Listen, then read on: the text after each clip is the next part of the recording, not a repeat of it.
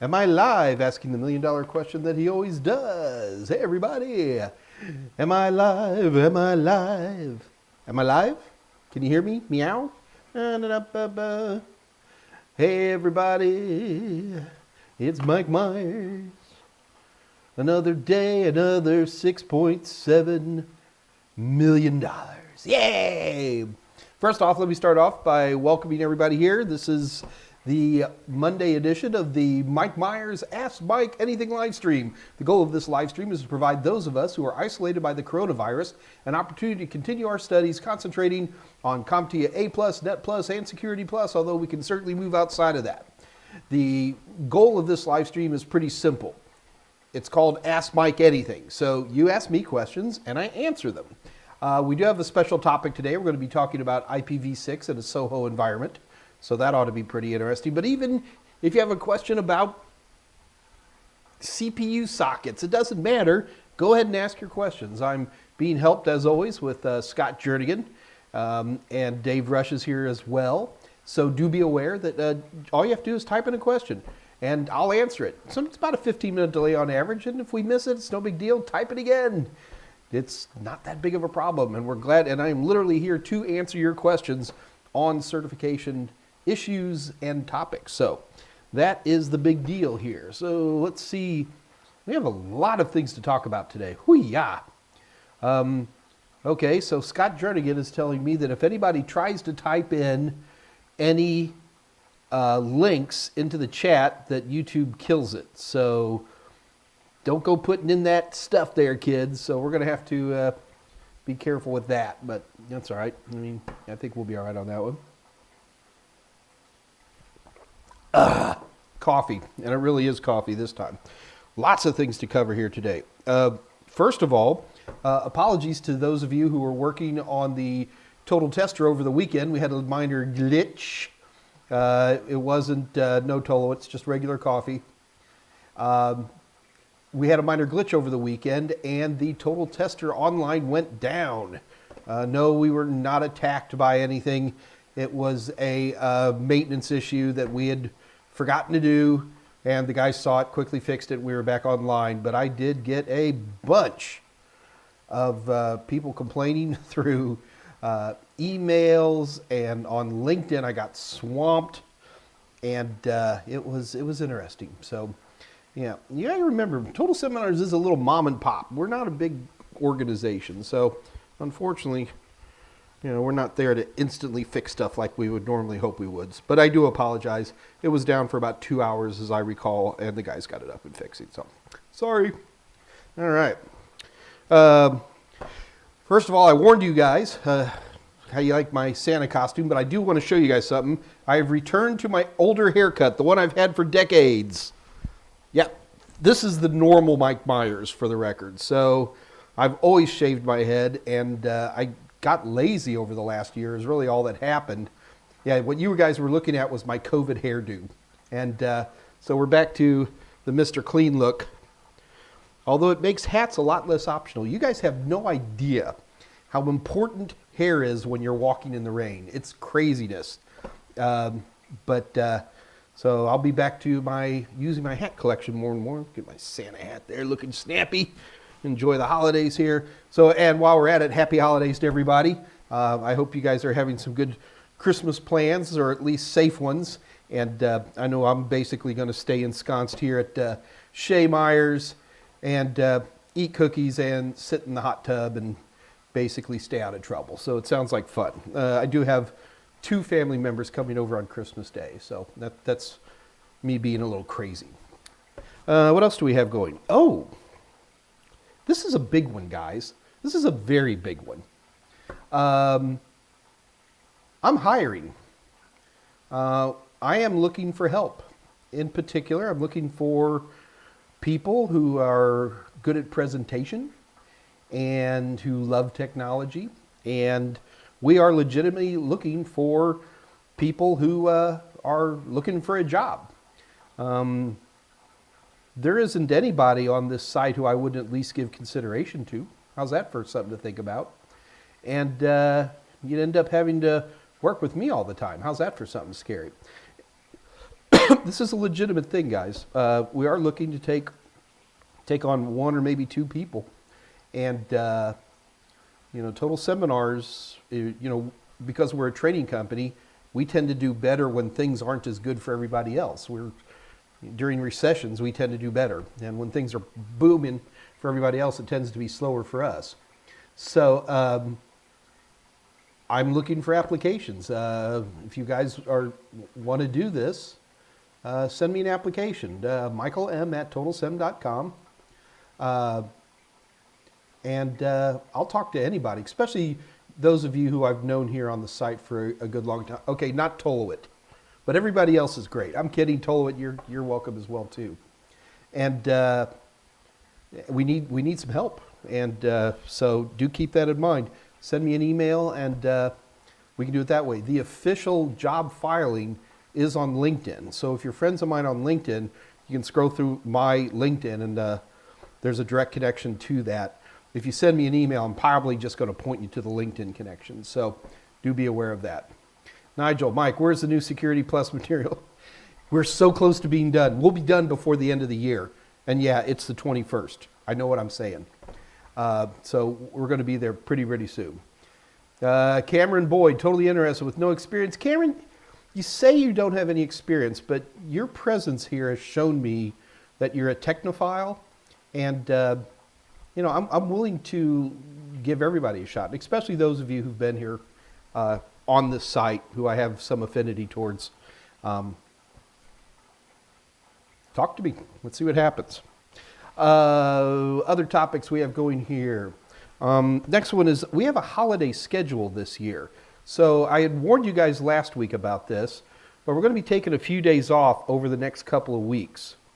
So we're going to have something more official come out, and I'm also speaking for Dave Rush here on Fridays. So basically, this is the only thing we're going to do this week. I'm taking the 23rd off. Dave Rush is taking Christmas Day off. Can you believe that? So this is the only day you'll see us this week. Next week, I'm taking the week off. Okay, so there will be no live stream on the 28th or the 30th. I'll probably be dropping in on the Discord channel just to see how you guys are doing there. And however, Dave Rush wants you guys to know that he will be on New Year's Day. That is Friday the 1st. Dave will be doing his Dave Rush AMA, now known as the Drama, D-R-A-M-A. Dave's a funny guy. And but then after that, come January 4th, we're back on schedule. We're going to be hitting it hard. And I guarantee you that January 4th will be one of the biggest giveaway days we've ever had. So you might want to keep that in mind. And I'm going to remind myself, January 4th for giveaways. I wish all you guys lived in the United States. I could give away a lot more cool stuff, but I hate to give away a good motherboard or something only to somebody who can't get it. So that's always a little frustrating to me. But we'll have some fun giveaways on January 4th. Different kind of stuff than what we've been giving away. I do know we got some new faces on here. I was talking to some folks on LinkedIn who were, everybody's always looking for discounts on this and giveaways on that. And I was like, show up for the AMA.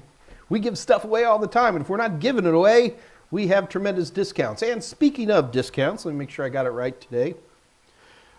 Just because you're kind enough to show up, we have, where'd it go? There it is. Today, we have 50% off all of our A+, Net+, and Security Plus practice questions, which we call the Total Tester, and the A+ and Net+ Total Testers and SIMS bundles. The SIMS are the performance-based questions. So that's 50% off of our already ridiculously low prices. To take advantage of that, and guys, you're going to have to write it down. We can't type this in. You go to www.totalsem.com. Head over to our merchant area. Pick up all the loot you want in terms of A+, Net+, and Security Plus practice questions or SIMS bundles. And then, just before you check out, type in this magic code. SNOW, S-N-O-W, 2020. SNOW 2020, that's one word. And we can at least put the code in.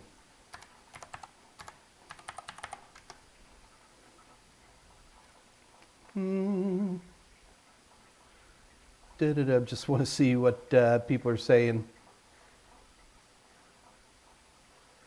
Oh, goodness. Nigel, COVID's not a conspiracy, brother. Be good.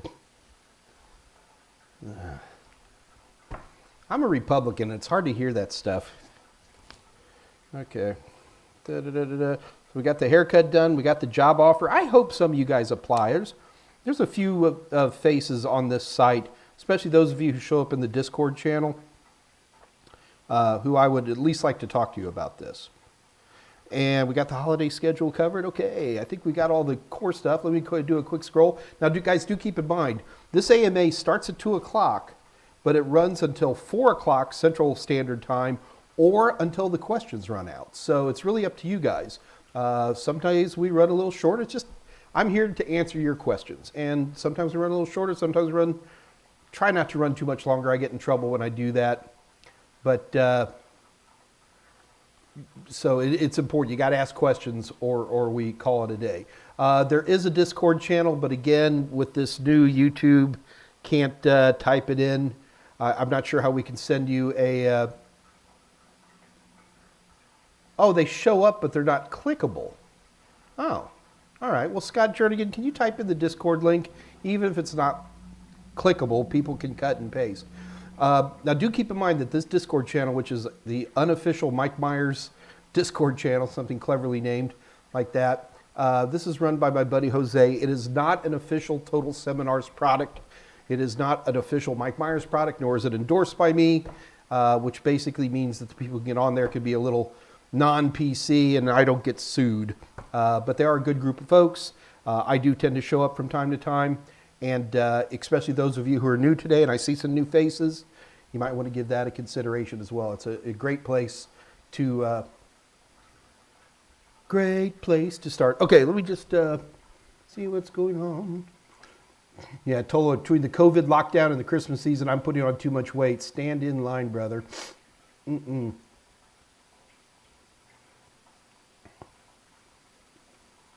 right, looks like you guys are playing with all kinds of stuff here.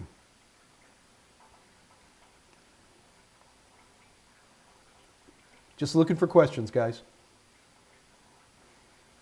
Andre's here, Elbow's here, Zach's here, Cameron's here, Alan's here. Yeah.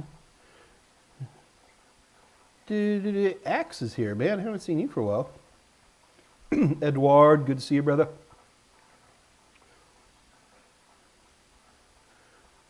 Blazin' Blevins in Houston. I was just talking about this to a buddy who lives down there. Isaac Ayers in Stafford with Chinese characters. All right, so let's start with some questions. How can I change the size of Kali Linux in my VMware environment? I am a novice when using Linux. Isaac, I'm not sure what you're talking about when you say change the size. Are you talking about changing the size of your virtual drive? It's already going to be really, really, really small. If you actually take a look at the drive as it's stored on your system, you may have said it was a 30 gigabyte drive, but it'll actually probably be taking up maybe 10, 20 megabytes. Depends on the file. So that's not a true size when you're setting up a virtual drive. It's dynamically, I can't remember the magic word, but again, and it's in VMware. Oh, VMware even compresses more than a lot of other ones, so it's probably quite small. Can you change the size? I'm not as good at VMware as I am with some of the other hypervisors. If there is a way you could do it, it would be within VMware. VMware is terrifying in its ability.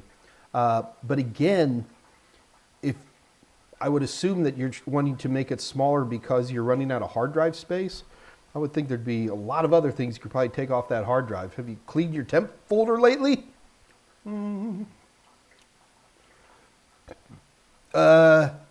J. Nicolette Bailey, do we have to reside in the U.S. to apply? No, you don't have to be in the U.S., but you'd have to have some really compelling talent to motivate us to take that tremendous extra expense to bring someone over from overseas to come in. But Never say never.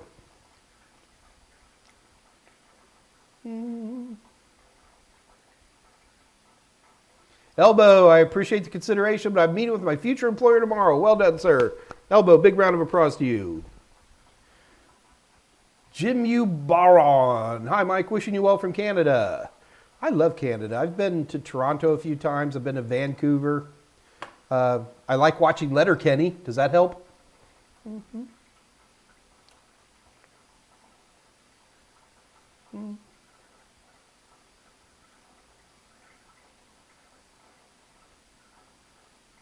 Edward, I bought the Security Plus SY0501 for $297, 15% off their website. I'm not sure what you mean by that.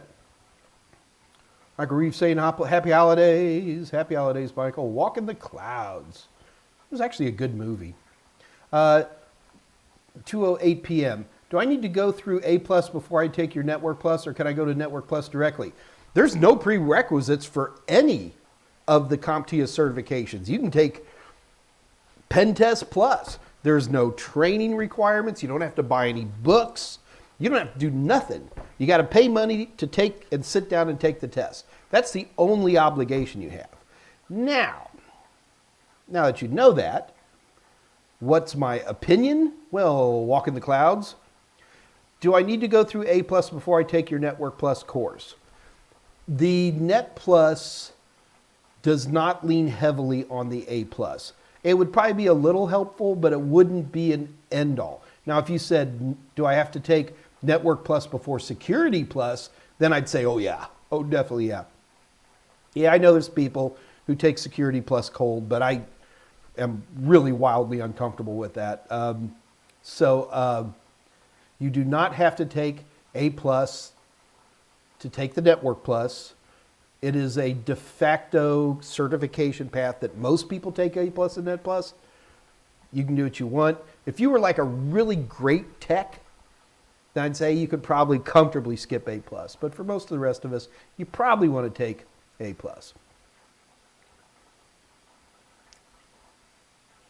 Edwin, giveaway, I'm there. You guys are so easy. Blazin' Blevins. A+ covers a lot of great stuff. So yeah, there you go. Okay.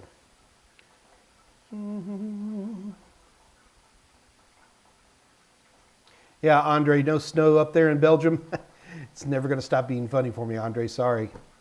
Yeah, it's 60 degrees and sunny here in Houston. Soren N.A., hello from the UK. Man, I haven't been to the UK in 5 years. I used to go every year and do school tours. I sell a lot of stuff in the UK, and I just haven't been there for a while.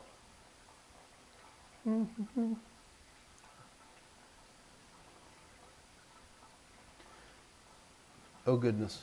Okay.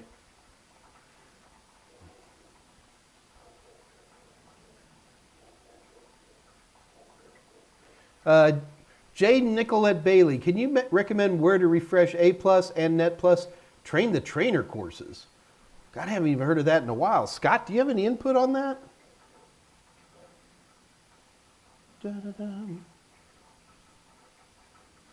I'm not aware of any of that stuff. I apologize, J. Nicolette Bailey, but I'm not aware. Scott, yeah, Scott is equally unsure. So sorry about that. No quick answers on that. J. Nicolette Bailey, I'm talking directly to you. Nicolette, I'll assume you're a lady, so I'll say miss. If you are an instructor, J. Nicolette Bailey, I want you to contact me directly. I don't even care if you're not currently instructing. If you are, and if you perceive yourself to be an instructor of CompTIA stuff, please send me an email saying, hi Mike, I think I'm an instructor, what the heck do you want? Because I would like to speak with you. And don't forget guys, we're going to be doing IPv6 SOHO today. It's only about a 30-minute talk, so we got plenty of time. Dun, dun, dun, dun, dun. Garrett T, passed my A+ last week. Hey, Garrett, well done. Big round of applause to you. Excellent job. A walk in the clouds. How much time should I give the A+ course? 90 minutes. That's the test. I have collected many courses. Now I am trying to finish everything. Any advice appreciated?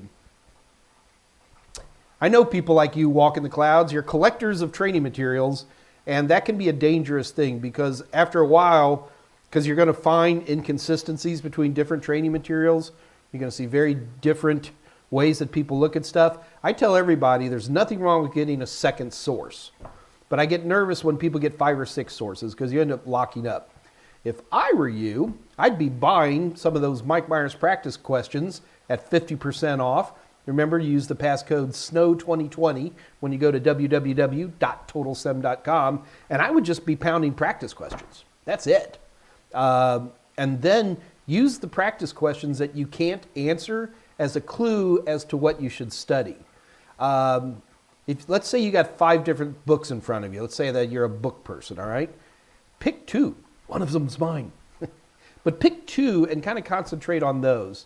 I don't think that there's a benefit to doing more than that, but yeah, that's what I would do. The other thing I would tell you that you ought to be doing is you need to sign up for the A+ test.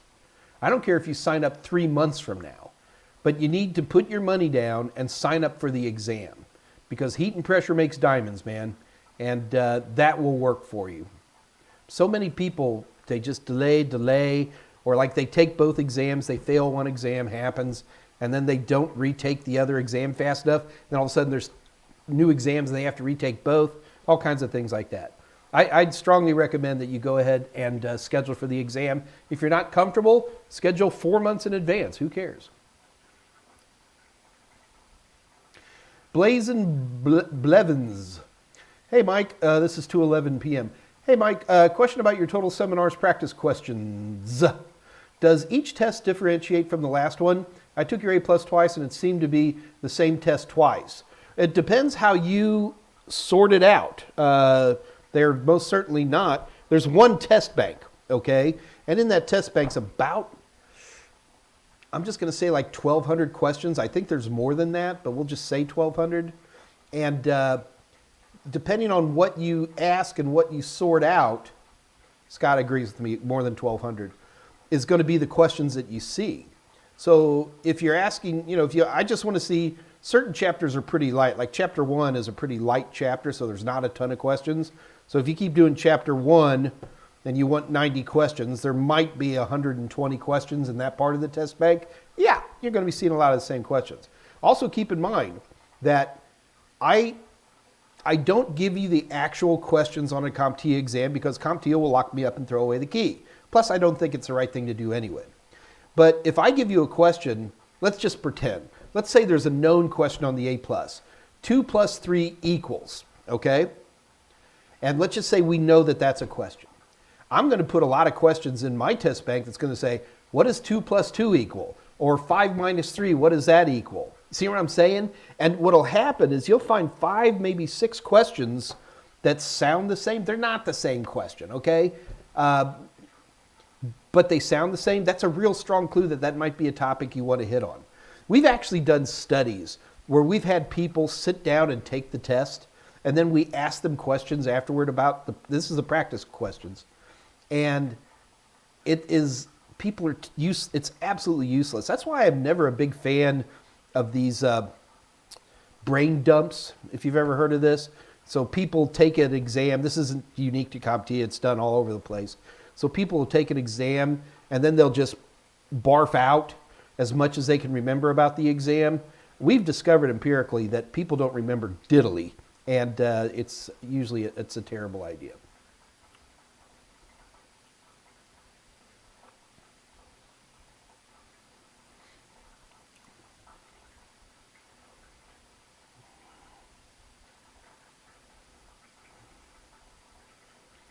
Okay, 2:12 p.m., Cameron Boyd. Before you get too far in, Mike, too late, Cameron. I was watching your A+ power supply video on Udemy, and you mentioned a power supply failure at 38,000 feet? Oh, yeah. I've had a few high-altitude failures, including one that I started getting a smoking battery, which was pretty scary. That's before now all the airliners have those battery scoopers in them now, which is a very, very smart thing to do. God, I'd have to look at the reference on at 38,000. When did I lose a power supply? 38,000 feet. I don't remember. I'm sorry. Jay Nicolette asking those questions again. Yep. Okay. Isaac, you live in China. Oh my gosh, what time is it right there? Thank you so much for showing up. It's probably, what, like 4 in the morning there right now? I'm trying to do it backwards from where I'm at. What time is 4? No, it would be later in the morning than that. Oh, you're talking about the resolution on Kali.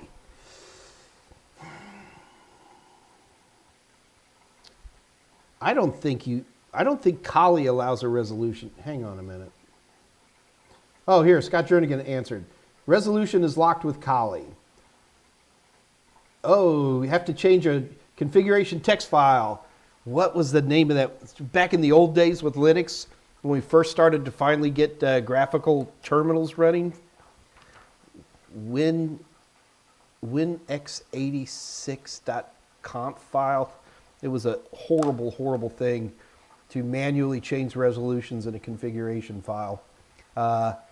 So Scott Jernigan says it's locked. I think what Scott means is that it's probably locked in terms of a graphical tool to do it easily. But there is a text file. I haven't done that in over 10 years. It just, sorry about that.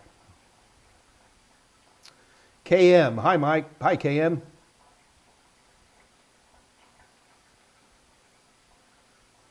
Oh, Isaac, don't apologize about miscommunication. That's all we do around here.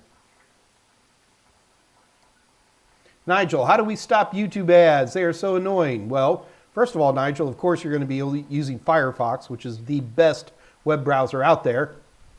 Okay? And between my Raspberry Pi and there is a YouTube ad stopper add-on that I use with Firefox, and I get very, very few ads. Edwin, I'm reading your Network Plus book and watching your videos. Came across exam tip. Top level domains are, yes. Are they serious? Yes.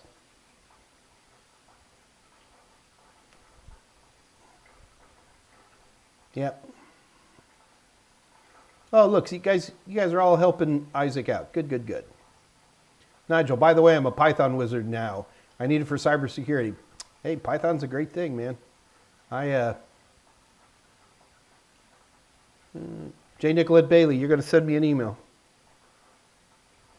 KM, please, what are you offering, Mr. Meyers? I came in late. I'm offering all this knowledge for free.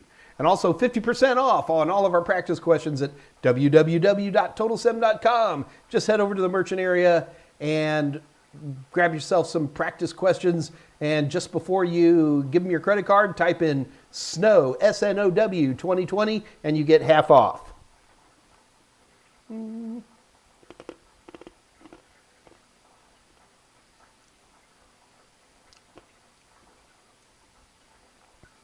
Yeah, so whenever it gets quiet like this, guys, it's because I'm looking for questions.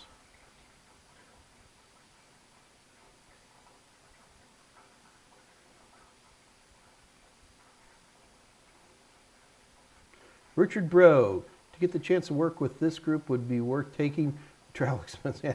You say that now. Let's just say I'm not the best boss ever. Scott Jernigan will agree with that. Ben Nana, if I take Net Plus without A+, do I get A+? No. And what if I have a pretty old A+, say with Security Plus and above? Well, Ben, I mean, this is always the big question when it comes to these types of certifications. You know, are you working now? I mean, that would always be the big first question. And, you know, if you're working now, you should be pursuing certifications that are above where you're at. I mean, that's why I'm in IT, is to grow and to become more. There are very few people, in my opinion, who have to retake A+ or retake any certificate, retake a CCNA. You should be moving upward and onwards. Yeah, you know, come on. CompTIA wants your money. They're going to talk about how important it is to recertify. If I see a resume and, you know, let's say I'm going for a security job that I'm trying to hire for a security job. If I see an A+, I almost kind of like seeing a progression. It shows me that these people are growing. They're interested in moving on. They're not flatlining. So I wouldn't be in a big panic about redoing any certifications. Now, if you're not working right now and you're trying to, get back in the swing of things, then perhaps, but that'd be about the only reason I could think of that.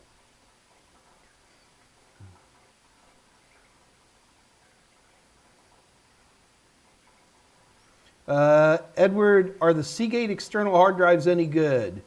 Yeah, they're pretty fine. I'm more of a Western Digital guy, and I know there's some issues with some of the Western Digital Reds, but I don't panic that terribly much about brand names of hard drives, unless something bad, like go back a few years, the infamous IBM click of death and things like that. But I generally work hard to, I find them all to be pretty good, especially now with SSDs coming online. I've seen plenty of people are using SSDs as external drives, and to me, hard drives, if a hard drive lasts more than 5 years, it's ancient and should be replaced. People look at these things like they're trying to think of something that lasts a long time, like a tombstone or something that you buy it once and it lasts forever. Well, no, they don't. Hard drives go out. They're not permanent storage. And anytime I buy a hard drive, the clock's going and I'm thinking about how much longer is this thing going to last. I have good backups because I've learned the hard way. If I don't have good backups, then I'm going to cry. I don't like to cry. I haven't heard anything particularly notorious about anything in Seagate. There was some. I can't say I've heard anything. Now, if you've heard something, this is the forum to tell me about. A particular set of Seagate drives that have gone bad, or I probably would have heard of it, but that doesn't. I miss stuff all the time. Iskander Jalalov. Man, I apologize for tearing up your name. 2:18 p.m. Fisherman was working on two. Just do practice this. Same time. That's my way to do it, Iskander. J. Nicolette Bailey. Oh, look at all this instructor stuff. Looking forward to getting an email from you, J. Nicolette. Am I offering a job, Mr. Meyers? I have put out notice that I am looking to fill 1 or 2 positions with presenters type people. So if you're camera shy and if you can only breathe through your mouth, you may not have the presentation skills I'm looking for. But I'll tell you, the biggest thing I'm looking for is enthusiasm and passion of technology and bilateral symmetry. Look, guys, if somebody as ugly as me can present, you can present. Yes, Zach, I did see that. I think I congratulated you on LinkedIn for passing your A+. Well done, sir.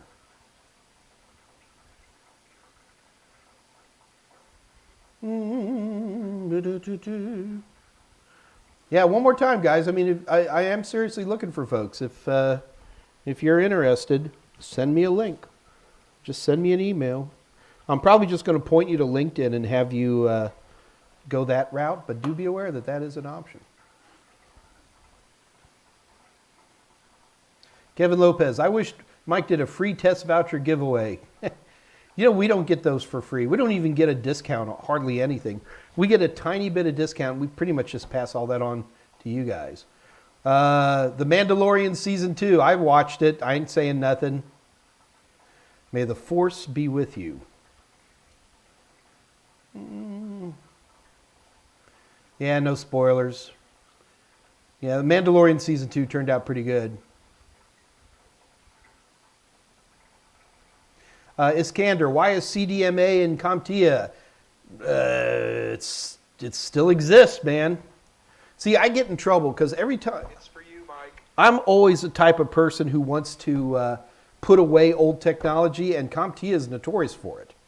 On the A+, I'm pretty sure they still have zip drives, iOmega zip drives. I'm going to have to double check that. I think they finally killed that because I teased them about that on their objectives so bad. I think they took it off, but yeah, they're a little infamous, Iskander, for older technologies. And the reason is the moment you try to take these old technologies off, people start to scream. One that really got me in trouble was on the last iteration of, 2 iterations of the Network Plus ago. They tried to take out ISDN, which was a type of modem, 128K. It was the first all digital, point-to-point digital connection. And 2 versions ago, CompTIA said, we're going to take that off.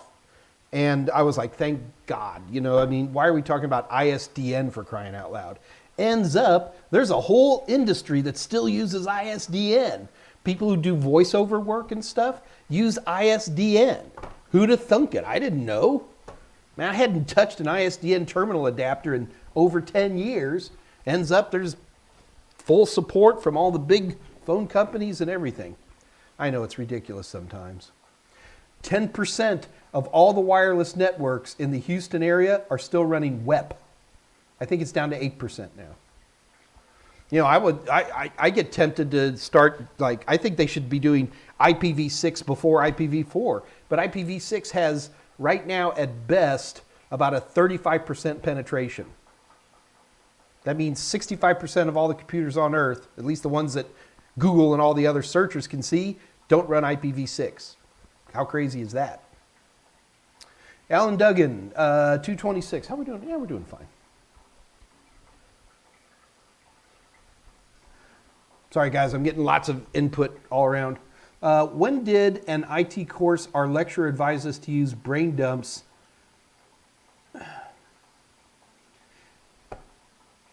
My problem with brain dumps, I'm actually not opposed to using brain dumps unless you use them as ways to study topics. Don't use them as ways to, like, you think you're actually learning what's on the exam, because you're probably not. But if you're going to use them as a way to study topics, so, you know, here's topics that were covered, you know, then that's probably not the worst thing, but I don't know. I think CompTIA actually has something in their NDA when you take the exam that says, if we catch you using brain dumps, we can take your certification away. So now I guess they can't enforce that very well, but if they did. Walk in the Clouds. Should we read textbooks first and then watch the videos, or vice versa, or do both together? All right, well, okay, Walk in the Clouds. Oh, hello, Margot. Come here. Come here. We have a visitor. There. Is that all right, Kat? Can you guys hear me okay? Hello, Miss Purr Machine. Show everybody how pretty you are. Yeah? You went down? Okay. Well, she wanted up. She was jumping on my lap. Where were we?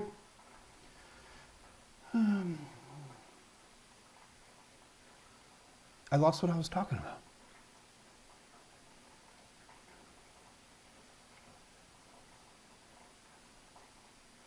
I forgot. Sorry, guys. Yeah, Isaac, I'm an early riser too, man. I'm usually up. I don't know, lately I've been getting up at 6:30, so I got that going for me.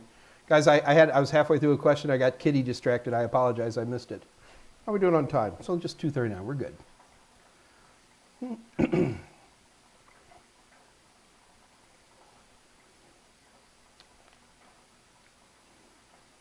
Marissa Bernardi at 2:34. Hi, Mike. Currently studying for my Network Plus exam next week. Good luck. Wondering, what is the best online source for the IT job market in your opinion? Oh my goodness. Marissa, we had a great class on that. Scott, was that just last week? When we talked about, we had Jessica Dickerson on, and Jessica was talking about what are the right websites to go to and, you know, how to use them properly. Yeah, last Wednesday. Thank you, Scott. And, oh my gosh, Marissa, you've got, just go over to YouTube here in the Total Seminars channel and look it up. It was last week, and it was me and Jessica Dickerson. Jessica Dickerson is like this genius when it comes to jobs. She's been a project manager, done tons of hiring over the years. And I don't need, it's already been said. So Marissa, check out that, that video. You're going to love it. Absolutely great. Oh, thanks, Dave Rush.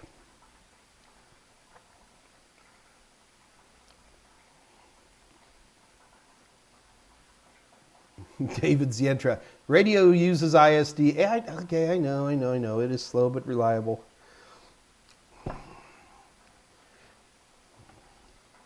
Kevin Lopez, have you talked about the Sunburst hack yet? No, not really. I don't want to talk about it. I mean, it's a problem, that's for sure. People I know who work at U.S. federal agencies are in a bunker mentality right now and have really gone to some pretty extremes to protect their stuff. Things that used to be done on networks are being done on thumb drives, and that's all I'm going to say about that. It's ugly. It's an ugly problem.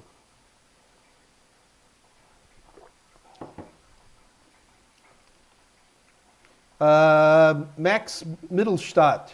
Hey, Mike, any tips for installing liquid cooling? Yeah, tip number 1, do you really need it? Look, there's only 2 reasons to install liquid cooling. Number 1, you like a quieter system.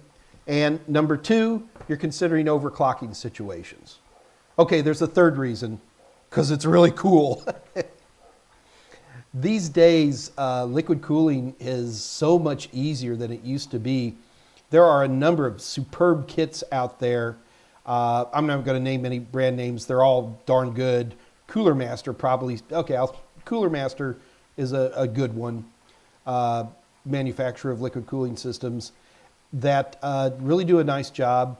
The challenges used to be with liquid cooling, even early on, wasn't so much the tubing and coolants and things like that, but the big challenge we ran into with liquid cooling more than anything else was passive fan placement.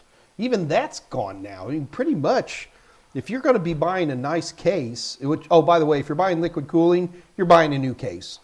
And even the new cases now are pre-configured to, drop in. You see this all the time. It's like 320 or even up, not 200, but say 120 millimeter fans that sit on top, and it's really easy now, more than anything else. Project Draven, Brain Dump, what's that? We've talked about it enough.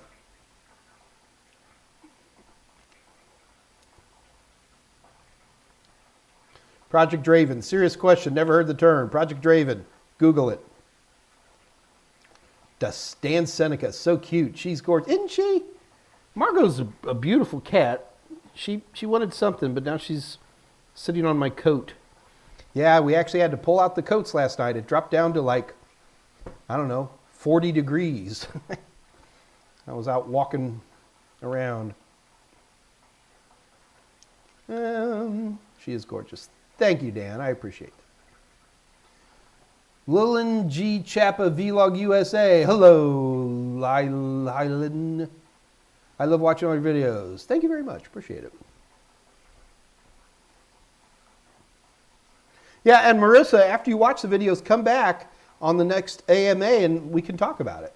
I'm going to bring Jessica back because Jessica had this really interesting line on using temporary agencies for jobs, which is something I never even considered. And so we're going to get her back. Lillian G. Chappa Vlog USA. I'm new learning IT. Well, you're in the right place. Welcome. Mike missed a few questions. I'm sorry, did I miss questions? Dan Seneca. Plus, you can get some cool graphics on your AIO now. All-in-one? Dan Delaney. What is a form factor, Mike? We're talking. All right, we're going to have to start the presentation here at 3 o'clock. So if you look at a case, a computer case, you want to have a case where you can drop in a motherboard and it has screw holes that fit into pre-made screw holes. If you have a case, you might want to snap cards in, so you need exterior slots that work. Or if you have HDMI connectors, you want the people to be able to get to them comfortably.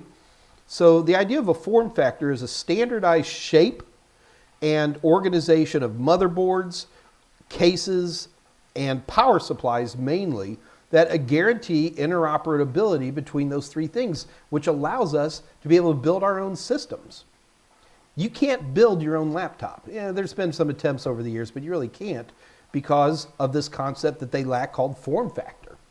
And so we have these different sizes of form factor that generally fit different niches. The predominant form factor out today and has been out for a long time is called ATX. So you can buy an ATX motherboard, you buy an ATX power supply, you get an ATX case, and you're pretty much guaranteed that those three things will all be able to plug in together, they'll be able to physically interconnect, and they'll work. And so that's what a form factor is. A form factor is a physical size thing. They also work with form factors to try to deal with cooling and stuff like that.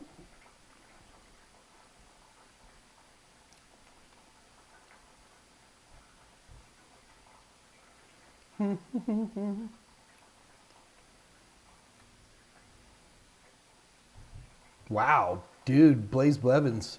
Run 2 rads custom water loop, 8700K overclock to 5 gigahertz. Really? Good for you, man.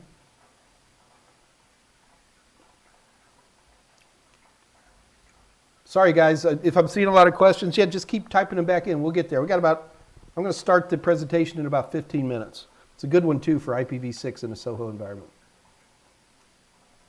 Mike, have you seen the iBuyPower Snowblind cases? No, but I'm going to look at it right now. Snowblind S case. Search Google. $200 case. I can buy it at Walmart. All right. That's usually something I'm nervous about. Looks like a nice, pretty mini tower. Nothing special to it. 220 bucks. It better have some good metal to it. Nice ducts for the power supply. Looks good, man. Edward, Mike, do you need to know how to configure firewall with command line for Security Plus? I do not believe that that's one of the objectives.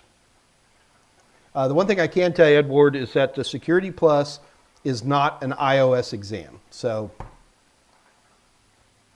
you should know what iOS is for Cisco, but it's not going to, you're not going to do, I'm not going to say you're not going to do any configuration in command line, but it's extremely easy what you might see. And that's not what, take your CCNA if you want to get into iOS. Zach Morrow, has anyone used Scrapey in Kali? I have not, so we'll let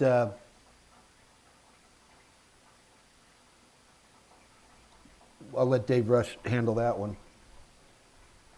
Did I miss Habita? Let me scroll. Oh, welcome. Welcome aboard, man. Sorry if I missed you. Kaizen Live. Hey, Mike, why is there Arabic drums? Do you know how to use them? I do. I do a lot of Middle Eastern drumming. When my daughter turned 14, and my daughter is a very, very beautiful young woman, and that's not just a dad talking, I took her to one of these medieval reenactment events, and they had all these folks who were belly dancing around a fire, and I was a little bit nervous. And I had done stick drumming in high school and some in college, and I had to come up with a way to stay within 6 feet of her at all times. And I picked up Middle Eastern drumming. Now my daughter's in her early 30s and has given me 2 amazing grandsons, but I still will hit the drums. And back to Scott Jernigan is also quite a good drummer. Scott Jernigan's also a heck of a great singer.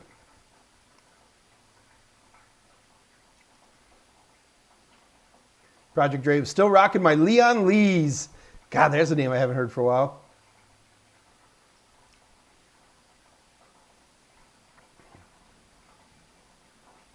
Nigel, one more question for the new material. Will you email us like you usually do when the Sec Plus is finished? I don't actually do that. That's handled through our marketing department. What I will tell you is that the day it's finished here, I'll probably come out here in a bikini because I'll be so happy. Yeah. Suddenly Scott's eyes are burning right now. Yeah, the first writes are basically done, and then it takes a couple of months for McGraw-Hill to do their voodoo all over it. Here goes my nose itching again. Daniel, you like my CompTIA Plus videos on LinkedIn? Thank you very much. I like them too. I really work hard on those. So Nigel, I won't email you personally, but I guarantee you there'll be an announcement here the day it comes out. In fact, I can also guarantee that McGraw-Hill usually gives Scott and I a stack of books. We'll probably give those away. In fact, if you're not in some place where it's hard to ship, might even do signed copies. We'll see if we can do it. Just remind me. I can tell you one thing. It has worked out to our benefit that we've taken a while to do the Security Plus as long as we have. There's been 4 revisions on the objectives alone. You can see this for yourself if you go on CompTIA.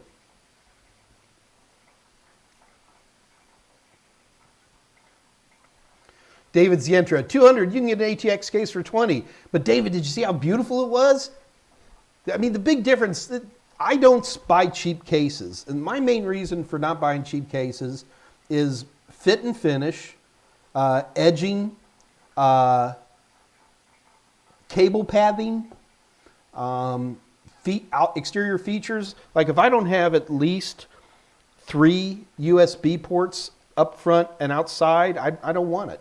So you're absolutely right. You can buy inexpensive ATX cases. You can.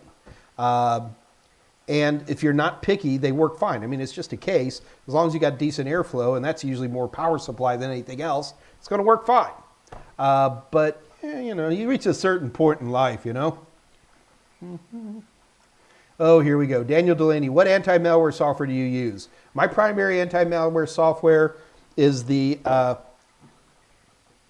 built-in Windows anti-malware. I don't run anything else. On the rare occasion, I think I do clean computing, and I'm pretty well trained in where I'm supposed to click and not click. If I'm going to be going into scary places, I'll usually spin up a virtual machine so that if something goes ugly, I can just kill it. I can never decide on one anti-malware to use if I actually get a real infection. And usually every time that happens, which is about once every 2 years, I actually get nailed from doing something stupid, going to Russia and downloading fonts or something like that. And I always go look around and see what's there. The one thing that's important to me is I need to have a bootable, I need to have it on a bootable thumb drive. That's imperative. Because I want to be able to boot up the infected system, have it isolated, and clean it up that way. But I don't, yeah, sorry, Daniel, I always change my mind. It's not Symantec. God, I can't even say that. I can't even say that. The last version of Symantec, we did a video, an anti-malware video here. When was that, Scott? Maybe like 6 months ago? And Symantec actually came out pretty good in terms of being able to make a bootable disk, go into a system and clean it up. Mm-hmm.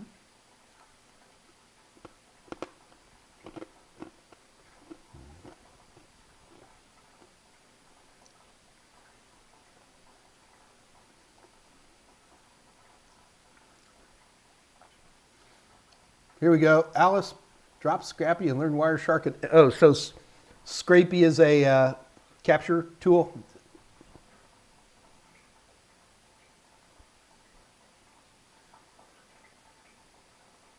Okay.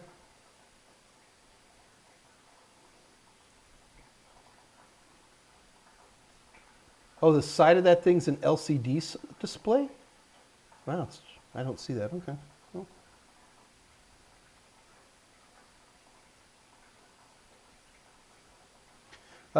Eber Morales. Mike, is there a CPU socket adapter converter out there?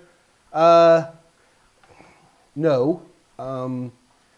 Every few years, sometimes somebody will try to do that. But in general, no. If you have an older CPU, it needs to stay in the older CPU socket. And every 5 or 10 years, somebody will come out, especially if there's like a very incremental leap from one CPU socket to the next where it's not that hard to do. But even those, I don't trust them.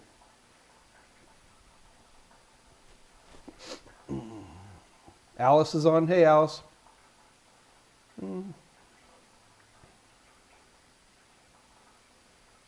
Dave Rush with juicy written across the back. Yeah, that's right.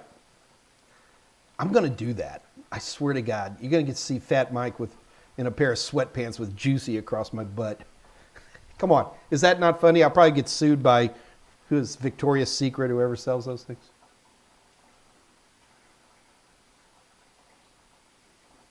Joseph M., 2:50 p.m. I got to watch this clock. We're going to start the IPv6 in 5 minutes. I just signed up for the Classes Network Plus on Udemy. Purchase book. Very good. Thank you, Joseph. Appreciate the compliment. I work really hard to do good stuff about that. Brendan S., my birthday is tomorrow, Mike. I'll take a security blood. Happy birthday, Brendan. Hey, you only turn 18 once, man.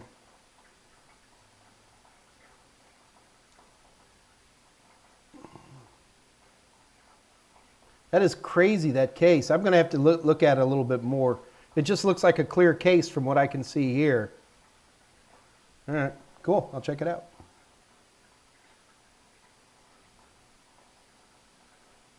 So one of the things for me is that if I find a good case, I'll tend to yank the junk out of it and replace it 3 or 4 times. I've got some really old cases that I just like, and I tend to stick with them.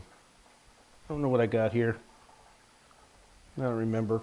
It was on sale when I was buying parts.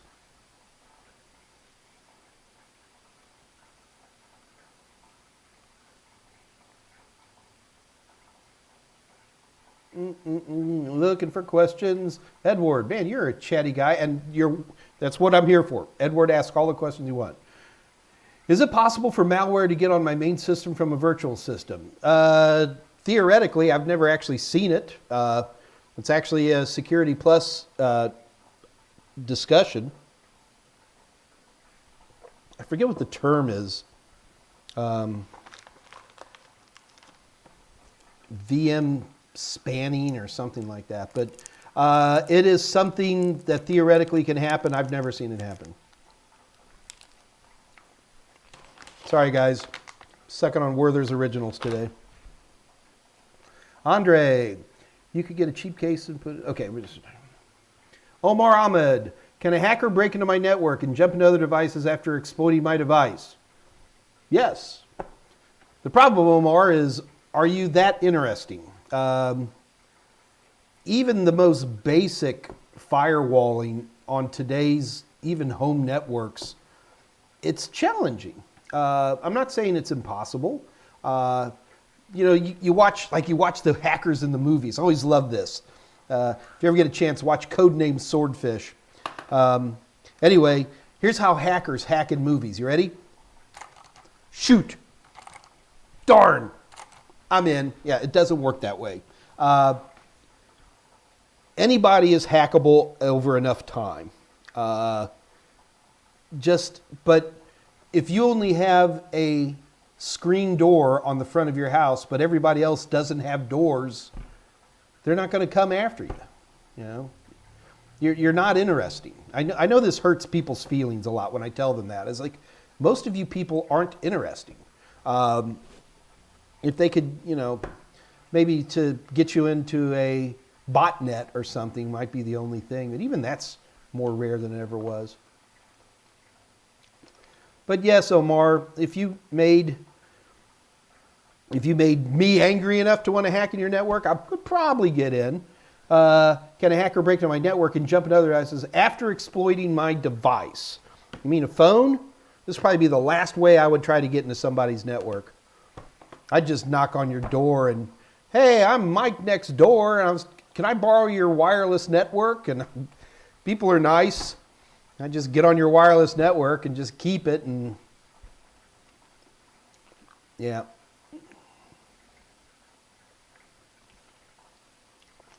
All right, let me do one more question. We'll start the presentation.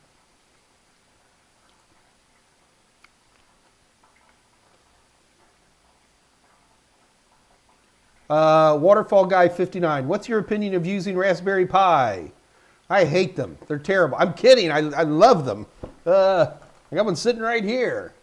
Here in my home, I'm running a Raspberry Pi hole to stop advertising. I run that constantly. And my home theater system, I've replaced a big home theater system with a Raspberry Pi 4, and it works pretty good. It's a little slow, but the built-in wireless, and this is a home theater system running wireless, and I'm running 802.11ax, ACAX networks. The Raspberry Pi 4 had some heating issues, but I put a proper cooling solution on it, and so I'm running 2 Raspberry Pi 4s all the time. Dave Rush, on his Fridays, Dave Rush uses Raspberry Pis far more heavily than I do, has far more expertise than I do. And also, we talk about Raspberry Pis here, mainly because it's a very, very cheap tool for you to learn to do a lot of stuff that you need for CompTIA A+, Net+, and Security+. You know, why go spend $600 on a computer when a $55 one will do the same job for, you know, learning about DHCP or DNS, networking stuff, Samba,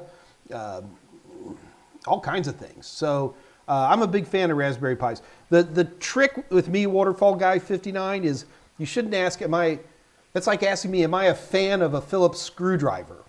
I'm a huge fan of Phillips screwdrivers when I need them. When I don't need them, I'll go to another tool. But I look at Raspberry Pis not as a hobby toy, but as a tool.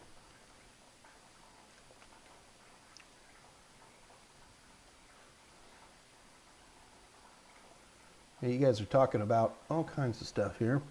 All right, so let's go ahead and start our presentation. What I want to do is I want to talk about IPv6 in a SOHO environment. Now, I'm going to do a tiny little bit of review here, guys, but not much, okay?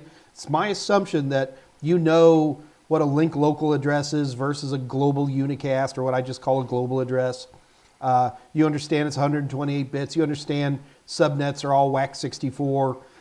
If any of the things that I've said to you is confusing, I did an earlier video that we went into great detail on that, and I recommend you watch that and then watch this. I mean, don't leave, but I'll do a little bit of review here. But what I'd like to do is talk about, this is more of a practical IPv6 within a SOHO world. So we're going to be moving out of the basics we talked about in the previous video, and we're going to develop a little bit more some of the concepts of what makes IPv6 work, and then we're going to actually look at one of my internal routers, and I'll let you guys judge what you want to do. So let's go ahead and jump into IPv6, practical IPv6 in a SOHO environment. All right. So before we get started, I'm going to throw in some qualifiers here. Number one, IPv6 in a SOHO environment has only obtained sufficient commonality in the last 5 years. Now, when I'm talking about commonality, what I'm trying to tell you guys is that the IPv6 standards, RFCs, have had some real teething problems, and they're all ironed out now, but there have been some issues. So do be aware that I'm putting that caveat in there. There's still problems, and there's still ISPs that do not use ISPv6 properly, although happily most of those folks are rare. So all tests on this talk came from only 2 ISPs. Both of these ISPs are in Houston, Texas. We did one on a AT&T fiber and another one on an Xfinity DOSIS. So we have fiber, this is a Ethernet to the home, and the other one is a cable modem, or DOSIS. All right. So be very aware, your mileage may vary. All right, let's do a quick review, and I'm going to be quick here. Number one, link local addresses are the internal addresses that everybody has. They all start with an FE80. Global unicast, whatever you want to have, they almost all start with a 2. That's just out of convention. There's no law of physics to that. Those happen to be the addresses that are being passed out initially. So you'll see 2001, 2002, up to about 2600. The loopback address for IPv6 is ::1, and all endpoint network IDs have a WAC 64 subnet mask. Couple of things. If you're an IPv4 person, a lot of things change with IPv6. Number one, the addressing scheme looks totally different. It's 128 bits instead of 32 bits. There's no more dotted decimal. It uses what are they called? Four hexadecimal characters. There are 8 groups of those. Whatever. And you need to be comfortable with that type of organization. The other big thing is that there's the days of the WAC 8 and the WAC 16 and WAC 24 and WAC 30 subnets is over. If you're an end user at an end network, all the subnet masks are WAC 64. Well, Mike, it's 128 bits and it's a WAC 64. That means you have 2 to the 64 power addresses even in a tiny network? Yep. Is that wasteful? Not really. There's enough IPv6 addresses out there right now that you could basically take every air molecule on Earth and give it an IPv6 address. So I guess until we're worried about doing addressing on our nanobytes or something like that, I think we're fine for a good long time.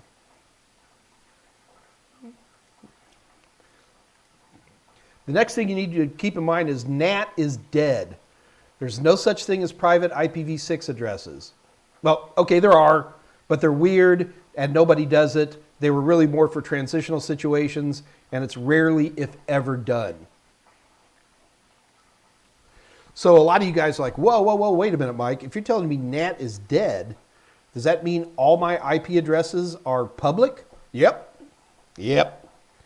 What about my, yep, it's public. What about port 40? Don't need it. That stuff's over with. You mean anybody can get in there? No, not if you have proper firewalling, which should be there anyway. You can stop anybody cold. So don't get a big panic about the fact that NAT is dead. Too many people look at NAT as a firewalling solution, and it never was designed to be a firewalling solution. Yeah, I mean, okay, it does it, kinda. But what NAT was designed because we were running out of IPv4 addresses. If we hadn't have invented NAT back in the mid-90s when we did, we'd have been in big trouble. But now with IPv6, that's not the issue really anymore. All right, so let's start off by talking about multicasting in IPv6. Any IPv6 interface must be ready to listen and to multicast on very specific IPv6 multicast addresses. For example, anytime you see any IPv6 address that starts with FF0, X means it can be any value, it must always start with an FF0. These are the multicast addresses. There's a bunch of multicast addresses out there, like FF01, there's a bunch there, but the big one is FF02. Let me just show you. So any address that starts with FF02, there we go, I said it wrong the first time, are by far the most common on most IPv6 networks. And if you're running Wireshark on a network and you see FF02s, that probably means you have a good, healthy IPv6 network running. So for example, anytime you see an FF02::1, that means somebody's multicasting to every IPv6 capable node. And then FF02 means somebody's broadcasting, multicast, boy, I said it myself, but only for IPv6 routers. I'm going to stop you right there because I know what your question is. Wait a minute, Mike. Let's say I got 4 computers and they're all hooked together on one switch. Is it still multicasting? Yeah, it is, because if you got a 5th computer on there that doesn't have IPv6 on it, it won't listen to this stuff. Well, Mike, doesn't multicast mean it only goes to people with certain addresses? No, it only means it's going to go to it's going to go to everybody, but only certain people are going to be listening, okay?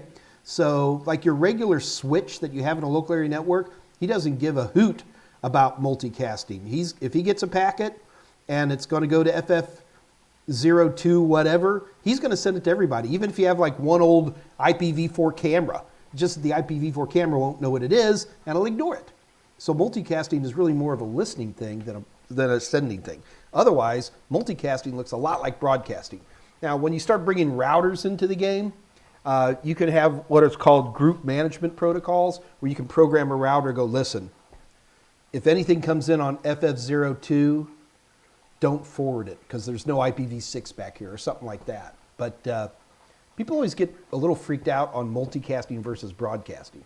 The answer is in most cases, multicasting and broadcasting, in terms of where the packets are going, are the same thing. It has to do with who's listening more than anything else.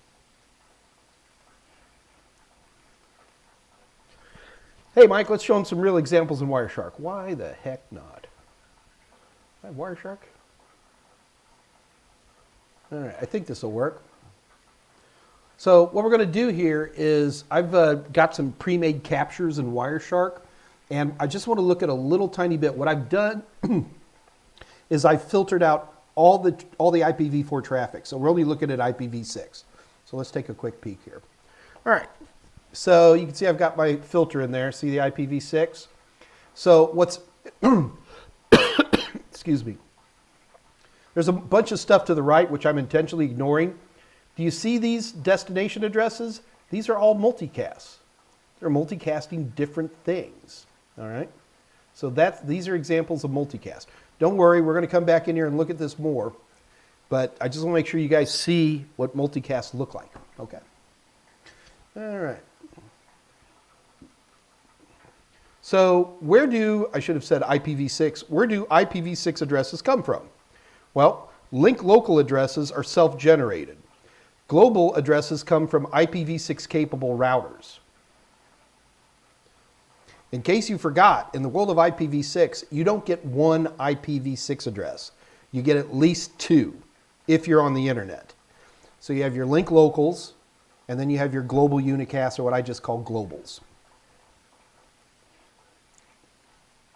So here I got this computer right here, and he will on his own. All I have to do is turn him on. This works with Windows, this works with Linux, this works with Macs, works on your phone. When you start up a system, it's going to give itself a link local address. All link local addresses start with FE80, and then the rest of the first half, that's the first half, is all zeros. But then it creates what's known as an EUI from your MAC address, or it generates a value randomly. So if you can see here, what I've done is, in this particular case, the second half of this is the actual MAC address.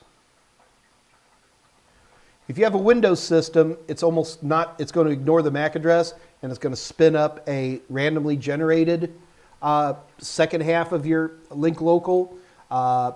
A lot of Linuxes will actually take your MAC address. You take the MAC address, it's only 48 bits. The second half is 64, right? So you take that 48 bits, you split it in half, you put FFFE in the middle, and then you spin a one bit to, you flip one little bit, and that is the second half of your address. Your computer will always use that second half of the address. Okay, there's situations where it might do something different, but we'll save that for right now. All right, so he makes his own link local addresses. So if a host is IPv6 capable, it will generate a link local address. You don't even have to be plugged in on a lot of systems. If you've got IPv6 running, a link local address will appear. Everything that needs to be done in your LAN is handled by the link local address. So if you want to share folders, you don't have to assign IP. You don't need DHCP. It just works. You want to share printers, accessing internal web pages, and we have naming tools that hide IPv6. So particularly in a Windows environment, you don't have to type into your web browser, FE80 : goobity-gok. Most of the time you just type in Mike's computer or whatever it is, and it automatically has built-in naming conventions to take care of that for you. So there's really no need for IPv4 on a LAN anymore. I'm serious. You don't need it.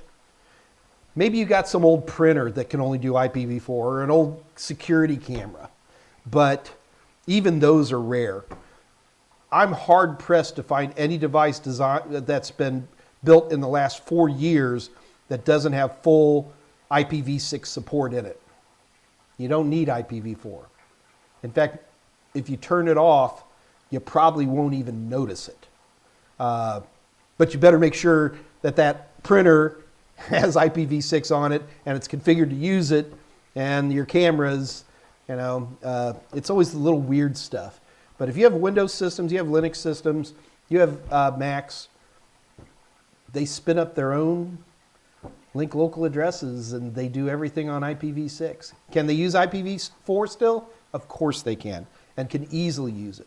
I know for a fact in Windows, if it sees IPv6 locally, it's going to try to use that first and then go to IPv4. I'm not as sure about Linux or Mac on that.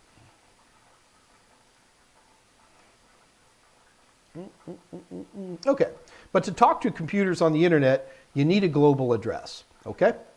So let's talk about that. How does your router give your systems a global address? And it's all from something called neighbor discovery. Let's make sure we understand what neighbor discovery is. Neighbor discovery is it's something that's built into IPv6 that handles a lot of the stuff that used to be handled with things like ARP in IPv4. Routers are really, really important. Remember, I just said that you get your global internet address from the router, so you need to know where your router is. So you know how in IPv4, if you need DHCP, you just broadcast and the DHCP servers will answer. Well, in IPv6 world, if you need a router, you just say, I need a router, and a router will answer. Let's take a look at these. All right, so the first one's going to be what's called a router solicitation. This is used by individual hosts to locate routers. You boot your Windows system up, you boot up your Linux system, it's going to immediately start hollering, going, I need a router. It just is built into the IPv6 standard. Boom. So when systems are starting up, when they're rebooting, however you want to, there's really nothing to configure, it just works. Router advertisements. There's where routers will advertise their presence. So they contain all the critical IPv6 settings. So your global address, what's your default gateway, stuff like that. It's like DHCP, but it's always there and always working. If a router hears a router solicitation, they will immediately respond with a router advertisement. Otherwise, they just broadcast periodically, just in case somebody needs it. You also have neighbor solicitation. That's kind of like the equivalent of IPv4's ARP. People forget. This always drives me crazy. We all are getting more and more comfortable with TCP/IP and now with IPv6, but it's still running on top of Ethernet. Just because you have an IP packet, it still needs to run within an Ethernet frame. So there still has to be a methodology to get those level 2, those MAC addresses, so we can send it stuff. Back in the old days with IPv4, we used ARP. With IPv6, we use neighbor solicitation.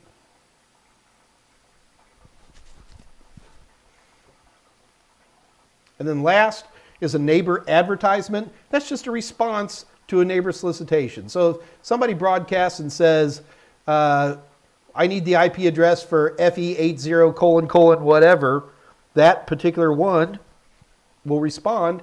And because he's responding with a Ethernet frame, we can get that address. All right, so let's go ahead and let's go back into Wireshark. And let's look at the exact same screen we were looking at before, but I'm going to expand it a little bit so we can start to get a little bit better feel of what's going on.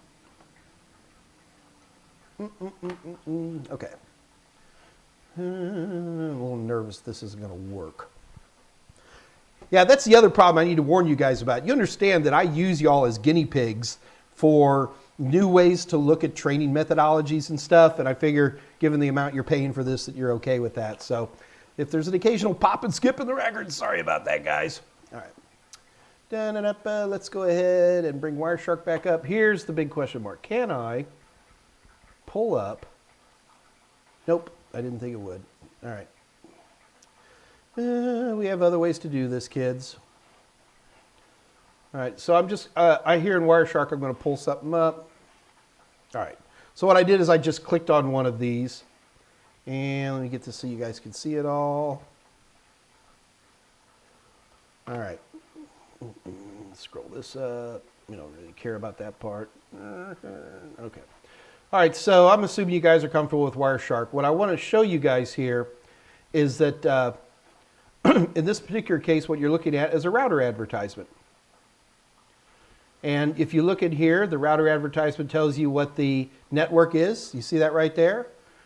And then here is DNS information.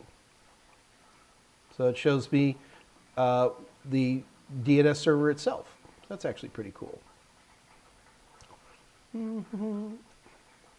There's also MAC address information as needed, MTUs, it's all pretty standard. So that just gives you a quick idea of what a router advertisement would look like. Hey, you got to be careful here. Because you're looking at this and you go, well, Mike, That's like what DHCP does. Well, no, it doesn't, okay? This is completely stateless. There is no server anywhere. It's just a router. And if you notice, the only thing that router is passing out is the first half of the address, because everybody generates the last half of their address based on their MAC address or a randomized number. So there's no server that's storing a block of IP addresses or anything like that. Get the idea? That's important. Okay.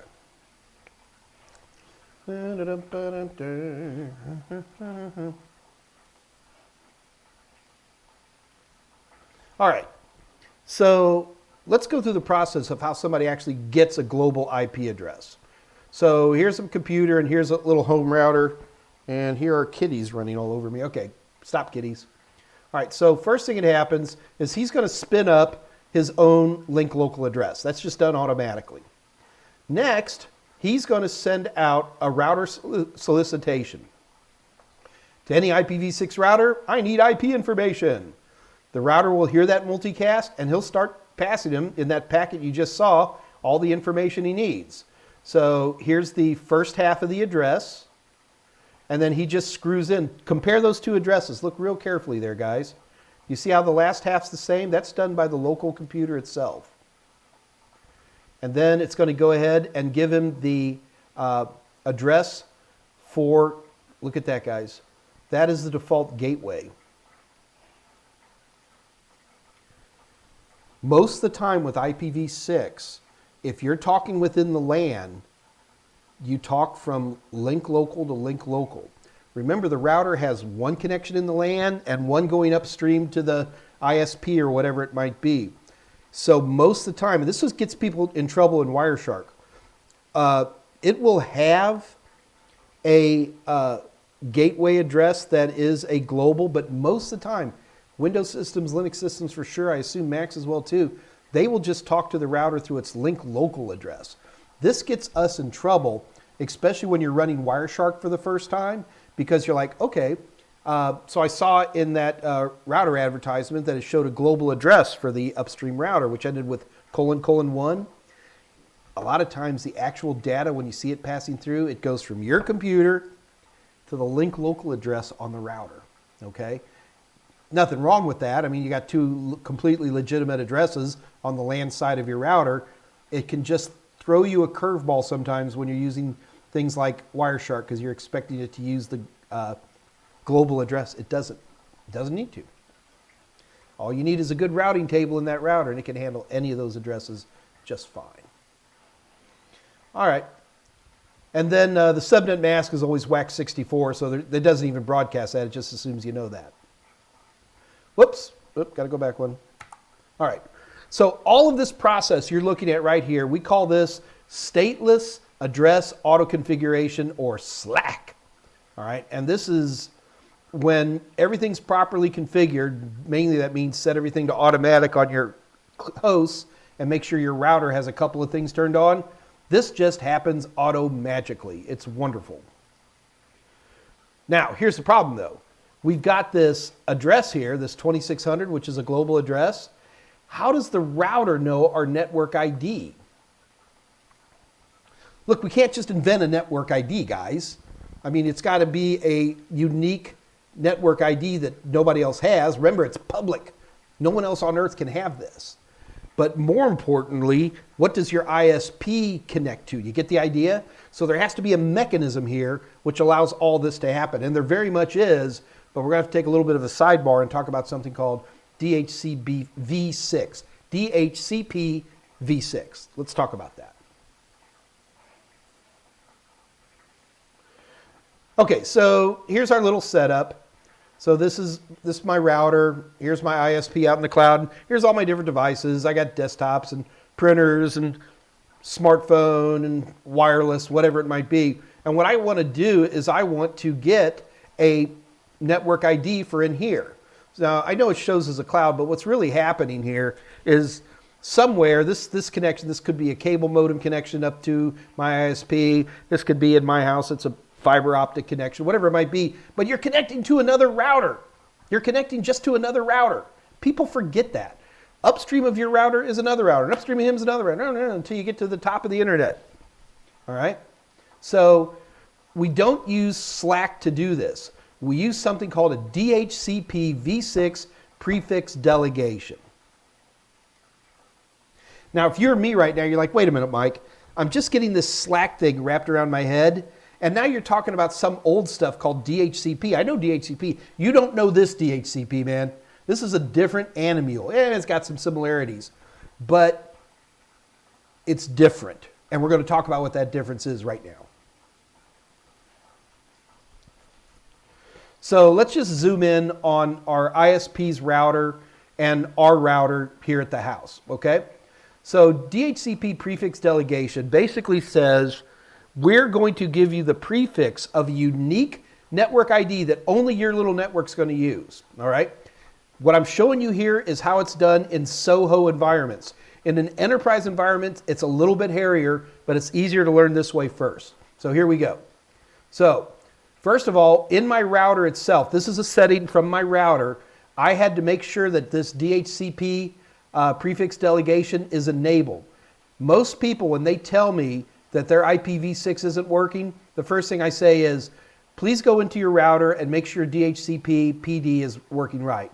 I find it offensive that they say DHCP PD and they do not say DHCP v6 is what they should be saying, but they didn't. I'm not in charge, so whatever. Okay, so bottom line is, let's watch this process. So your router, now here's the other thing, folks. Just because your router has a WAN connection, it still has to go through the same thing that we did with individual hosts. It's going to spin up a link local address, and then once the link local address, it's going to go out and shoot out a router solicitation. The router's going to hear it, and just like we saw earlier, he's going to go ahead and give him his the first part of his address. He'll go ahead and screw in the rest of it. Now he has a global address, but then he's going to do something else. Prefix delegations can only be done router to router. You cannot configure your laptop to do prefix delegation. It's just not how it works, okay? Or if you do, then you're doing something evil and naughty, all right? So prefix delegation is only between routers. So this router is going to say, hey router, may I have a prefix delegation? And then that router is going to respond back and say, sure, here is your prefix delegation. Now just stop for a minute and look carefully. Do you see this first half of this address? It is not the same as this, is it? Look, really look, guys, come on. A lot of times these look the same. Notice the first three decimals, God bless it, I can't remember what those things are called. The first three are the same on both of these. But notice that the fourth one is different. Okay? This is not for talking between these guys. This is what he's going to be passing out to all the individual computers. Prefix delegation is just for routers. All right. So let's just make sure we got this process down, because it's the first time you've heard this, it can be a little hairy. Number one, your router upstream connection makes a link local address just like any IPv6 connection does. Number two, the router's upstream sends a router solicitation just like any other host does. The ISP sends the global prefix to the router, and now your router's WAN connection has a global IP address. Now that he's got that, the router will send a prefix delegation to the next upstream router.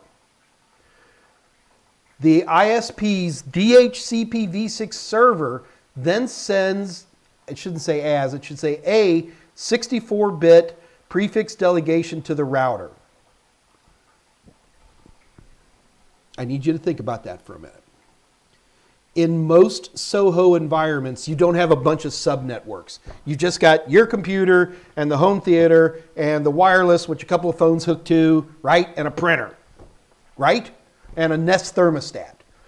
You only need one subnet for all that stuff. The vast majority of ISPs that provide to SOHO networks, that's all they do. They pass out a WAC 64, because that's all you'll need.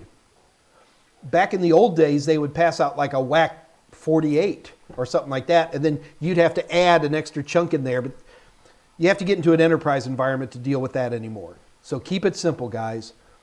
ISPs pass out WAC64s like candy bars, and that's all we need. I'm hoping that makes sense. I haven't been checking questions. I apologize, guys. I just want to make sure we're staying up to speed on this part. All right. Okay, then the router then passes those addresses out to hosts in the LAN. Okay. So why do it this way? In a perfect world, DHCP v6 would be unnecessary in a world where Slack works well. Think about that for a minute. Why don't we just have Slack dealing with all this? Well, we ran into some problems early on.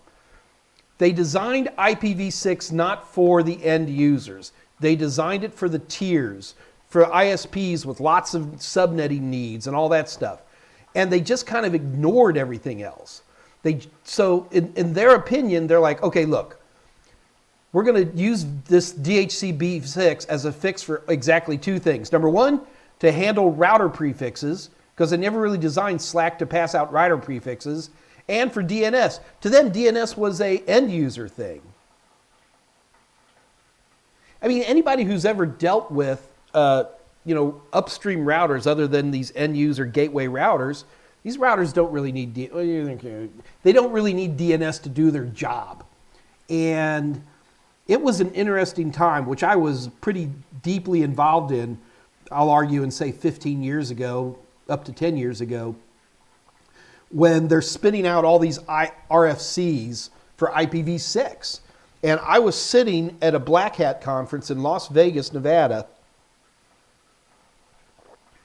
And these egghead guys, it was an IPv6 talk, and they're talking about security issues with IPv6, and they were going to build this thing called IPsec into IPv6, and there's all these nerdy, guys who, I want to shove their heads in toilets, okay? That's how nerdy these guys were. And they're talking about, configuring IKE and blah, blah, blah. And I finally stood up. I was like, whoa, wait a minute, guys. I need to ask a fifth grade question. How do I get DNS to my individual computers? And they didn't know. They're like, why are we even talking about this? I was just like, well, because I hate to tell you guys this, but the whole reason the internet's being invented is to serve these billions of people who want to be able to look at Google or YouTube or play their online games, and you guys are ignoring it. And they're just like, So I sat down. 5 seconds later, this guy stands up. He's like, I'm the Chief Information Security Officer for Verizon. He's like, how many bits are in an IPv6 address? I'm serious. This happened right in front of me. And the whole thing degraded. Nobody knew what they were talking about. And we've been living with a lot of pain with IPv6, primarily in terms of how we deal with giving little interior networks a network ID and DNS. Most of the stuff's been fixed. I'm probably jumping out of my slides. Most of the stuff's been fixed, but like the last DNS RFC came out in 2017. It's been out there for 3 years. There's hundreds of thousands of routers that don't know how to do a lot of this stuff, and it's a challenge. Well, let me deal with this a little bit more so you can be more comfortable with that. So today, dispersing out PDs via DHCP v6 is now the standard way to do it. DNS has been fixed. It's now part of Slack, but it's going to take a while to get the right equipment out to everyone, maybe 2 more years, that we're going to have pain in the rear end trying to get DNS out to everybody. Okay, I'm going to take a sidebar here. So what you need to understand is sitting on every ISP that supports IPv6 is a computer or a group of computers that are running DHCP v6. And 99% of these computers running DHCP v6 are only passing out WAC64 network IDs so that you and me and our neighbors and our coffee shops can run IPv6 successfully. Without them doing that, you will not have a global IP address because there's nothing to pass out. Does that make sense to you guys? I wish I could see you guys all going like this right now, because that's really, really important. Anytime anybody says, I can't get IPv6 to work, the second thing I'm going to say to them is, run ipconfig. Do you have an address? Do you have an IP address? Yeah, I got one right here. It says FE8. No, forget that one. Is there another address that starts with like a 2? No? Okay. There's a problem. We're going to talk about diagnosing these types of issues in a minute, but this is a big problem that we're still trying to deal with in the IPv6 world. Okay. So why don't we take a minute and play with Mike's router's IPv6 settings? Sure, why not? Absolutely. I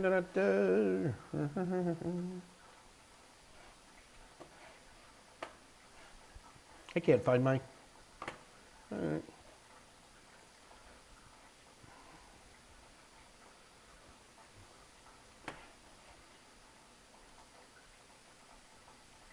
Whoops. Okay. All right, so we're going to be jumping in my browser right now, in my router. This is not my Edge router, so tolo it. Don't go sitting here trying to think you can hack into these IP addresses you're going to see. You can't. I got them blocked. And don't try to do it and then call me and say, oh, look what I did, because I'll call the cops, straight up. Love you guys to death, but don't jack with my stuff, okay? I'm pretty sure I got everything secure, but I hate to get all serious on you, but don't do that. We're taking a bit of a chance here, and I don't care. All right, so anyway, what I want to do here is we're going to scroll down, and we're going to look at my IPv6 settings for this guy, all right? So let me scroll this over a little bit so you guys can read this. All right, so here's the big one I want you guys to pay attention to. Oh, and by the way, guys, this is a 802.11ax capable router bought in 2020. So we'll talk about this. So oh no, not again. Hang on. It's not showing my pull downs.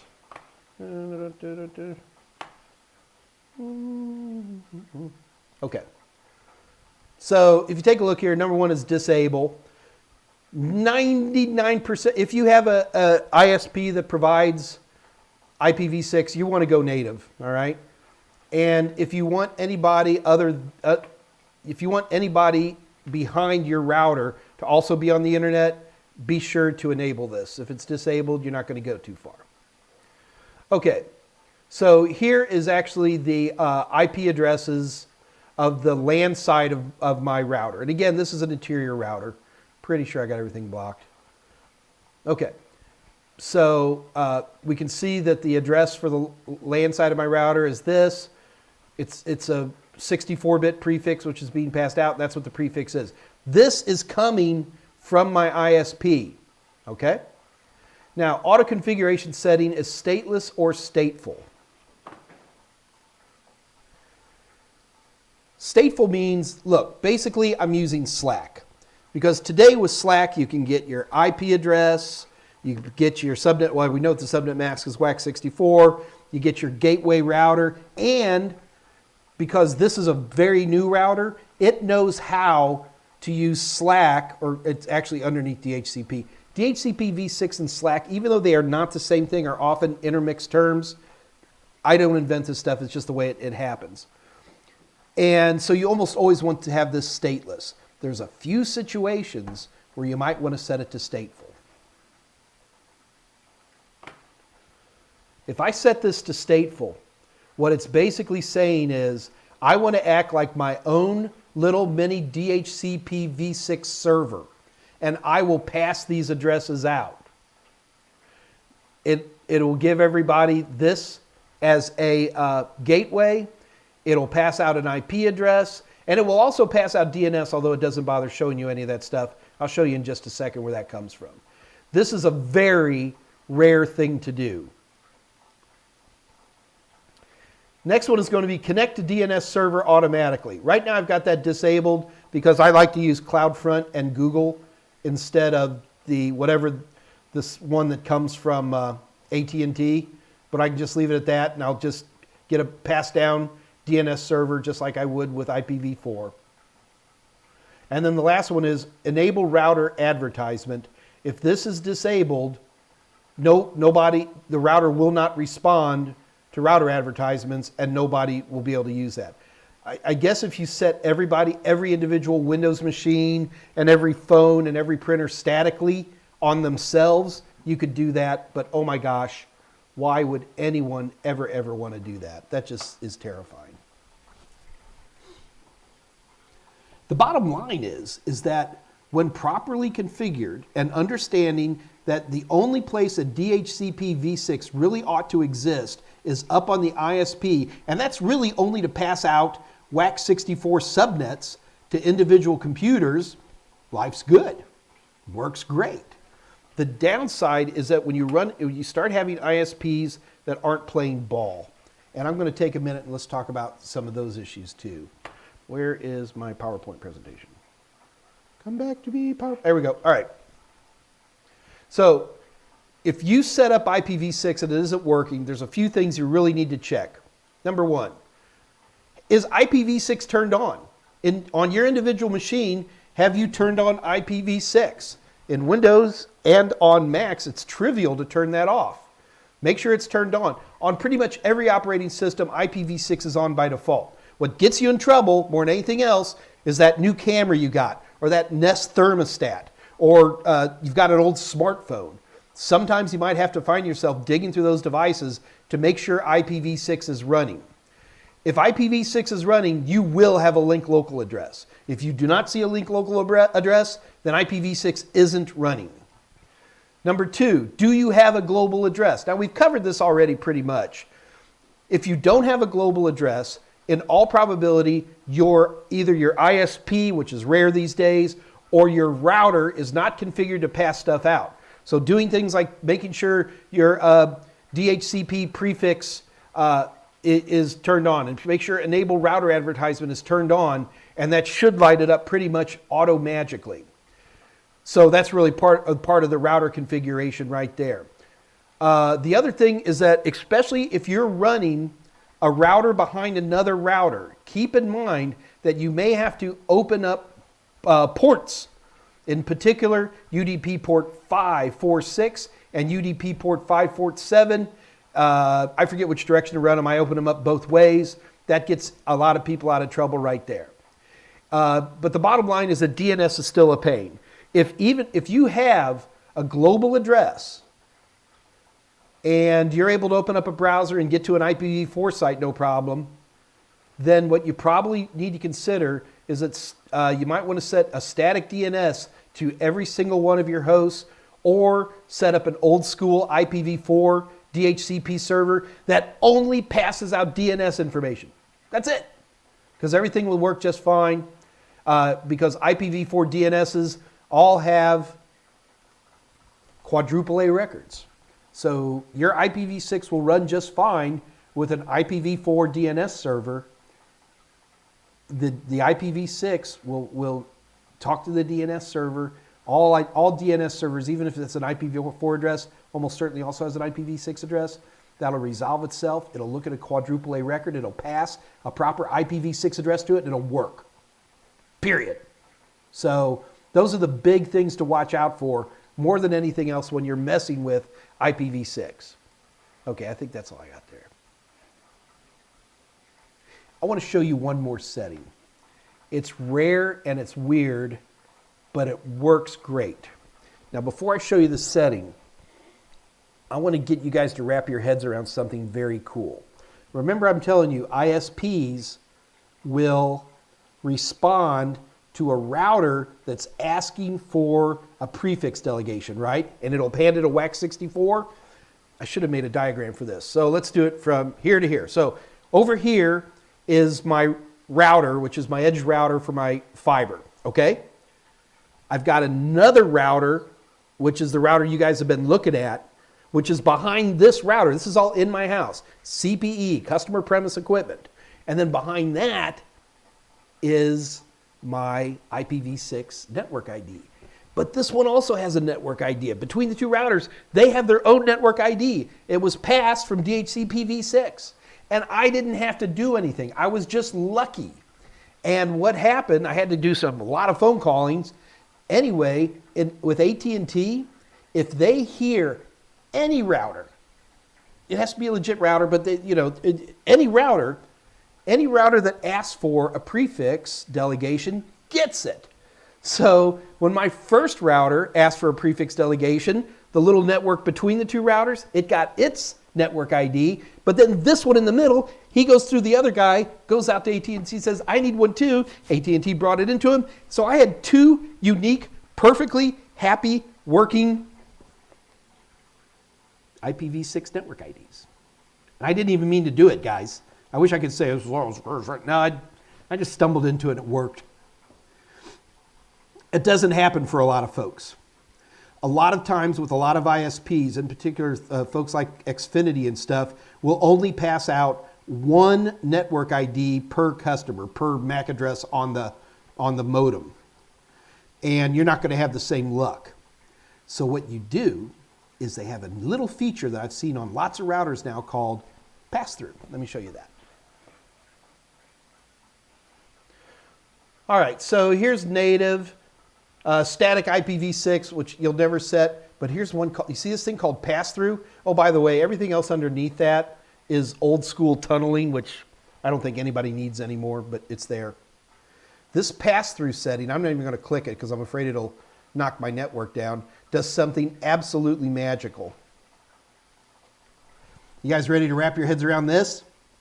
If I turn on, okay, so remember, I've got my edge router, then I've got the router we actually just looked at right there. If I turn pass-through on this, it turns it into a switch for IPv6.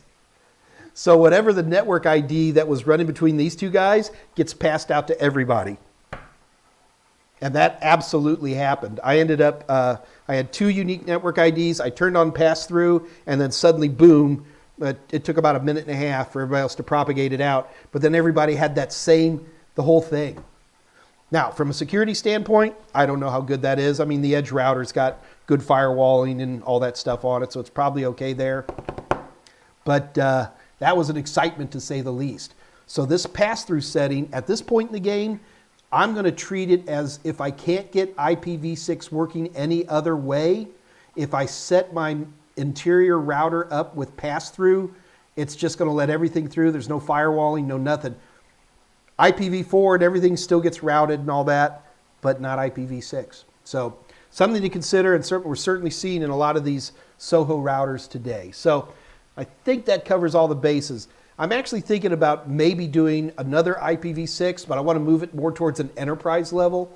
At the enterprise, you get some interesting things. There's a reason some people pay $60 a month for their internet, and other people pay $200 for business class services. With a business class service, I can make a prefix delegation request, and I can say, no, I don't want a WAC 64, I want a WAC 56. And then I can make my own little subnets coming off that router. Crazy, huh? So I'll see if you guys have any interest in that.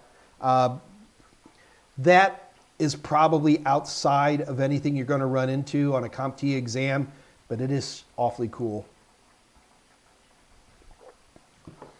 I got to tell you, if there was ever a time to be looking at buying a new router, it's probably today. Between finally seeing IPv6 running nicely, even if it is DHCP v6, who cares? It works. And 802.11ax radio, which is now coming out. To me, it's a time to maybe consider buying a new router. Oh, goodness sake, my nose is running. How are we doing on time? It's 3:49, goodness sakes. Guys, I'm hope if there's a lot of questions, I'm probably not going to be able to get to them. Hextet, thank you, Scott. The little 4-character things in IPv6 are hextets. All right, let me see. Scott, I'm going to need your help. If anybody's asked a question, I'm worried I might have missed them.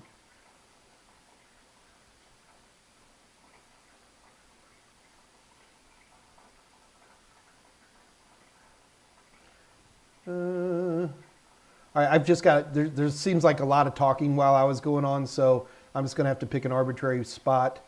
What are your thoughts on cryptocurrencies? I wish I'd have bought more of them when they were cheap. First Bitcoin I ever bought cost 39 cents. Threw it away. Osama Ahmed, what's the best way to study your courses? All courses need three things. Number one, they need a video. Number two, they need a book. Number three, you need practice questions. From there, it's really up to you. Some people like to watch videos and then do practice questions. Some people like to read books and do practice questions. Some people like to watch the entire video series and then start doing practice questions and go through the book one chapter at a time. It's a matter of personal choice. If you like to read, get a book. If you like to watch videos, get a video. But it's the practice questions where you really begin to test and qualify yourself to see what you need to practice on more. You do practice tests. Oh, I didn't do very good on chapter 5. Go back to chapter 5 in the video. Go back to chapter 5 in the book, or both. Rehearse, come back into it, and try again. So to me, that's the best way to do that kind of stuff.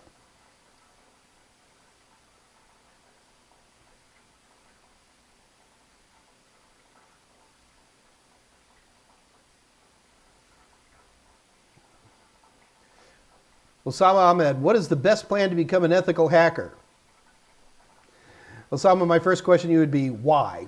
Do you like fiddling around with this stuff? Is it fun to, you kind of kid who used to try to pick locks when you were a kid?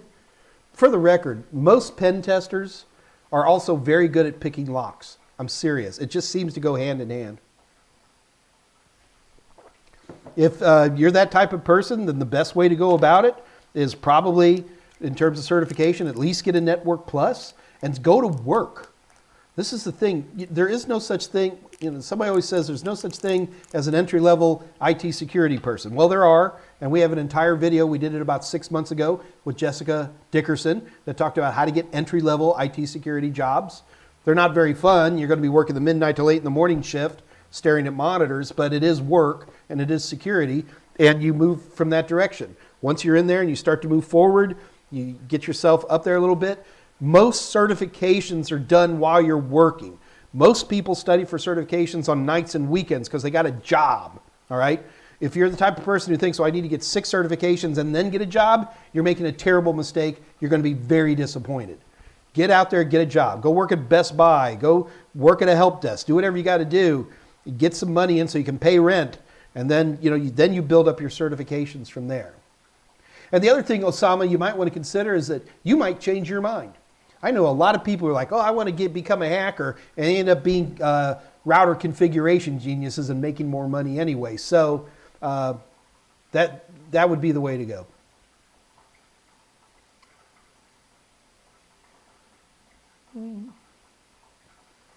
Hey, Maven just showed up. Hey, Mike and chat, I'm at work and we'll be watching later. Is there anything you can mention about IPv6 for Linux? No? So I use Ubuntu, and Ubuntu by default is completely out of the box, run the installation, is IPv6 ready. Everything I've talked about here, remember, we really didn't talk about configuring a Windows system at all. The only thing we talked about was doing some router configuration. IPv6, properly installed, is beautiful and easy and robust and safe and fast and good. Well-configured routers is what makes our lives happy in an IPv6 world. So it's not going to change anything. You still have DNS in Linux. What does it change?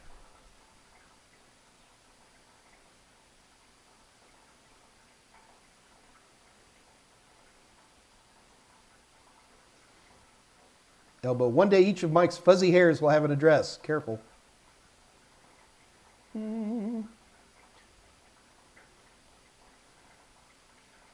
David Zientra. Famous last words. 640K should be enough for everyone. And 4.2 billion addresses are enough. Oh yeah, we will definitely reach that point. Nigel, is port forwarding ending, Mike, with IPv6 in a pure IPv6 environment? Absolutely. You don't need it. Just make sure when you get to that camera, which let's say it's got you access the camera, like just say you access it through HTTPS, all right? Change the default port number, and don't change it to 8080 or 8181. Change it to something weird, 4263 or something like that. But yeah, port forwarding is ending. We don't need it. All of our addresses are public.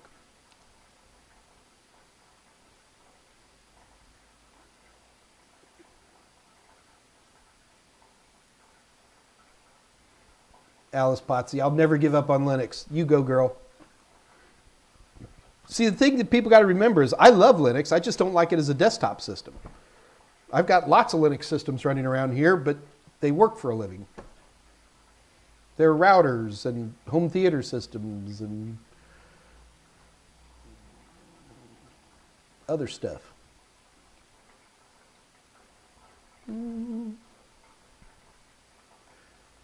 Peditro Buande is not local link. Petito, I'm sorry, buddy. I got on a roll talking about stuff, and I know that people will sit there and whatever I'm saying at that moment, they'll say is not a local link.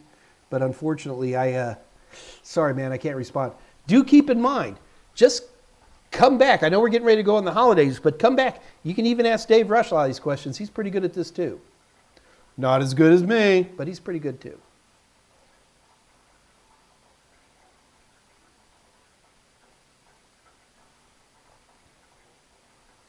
Yeah, Dave Rush is asking, Maven, IPv6 is native in all Linux distros. Yep, that was the same thing I had. How are we doing on time? We got 4 minutes. Yes, Tolowit, gibbity gop. I use those terms all the time.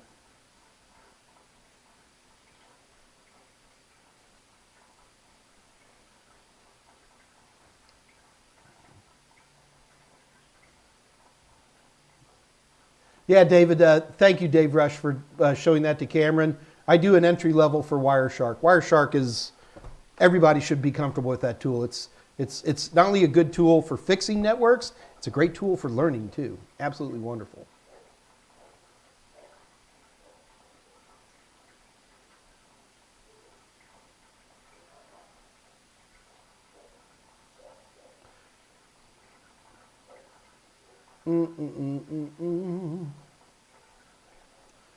Yeah, I'm still running. Doesn't look like anybody.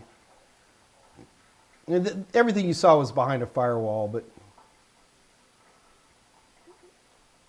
yeah, I don't talk about tunneling anymore. Who was making a Chicago joke there? I missed it. Tolowit. Tunnels like that 6-to-4 tunnel and things like that. Before, when your ISP did not have IPv6, we would use these tunnels, which are basically just VPNs. You could install a piece of software on your computer, and it would VPN up to an IPv6 capable router, and it would give you IPv6. Nobody else could. You can also, like we saw with that router, you can set these tunnels up in a router, but they're all the tunneling brokers are shutting down, so it's not that big of a deal anymore.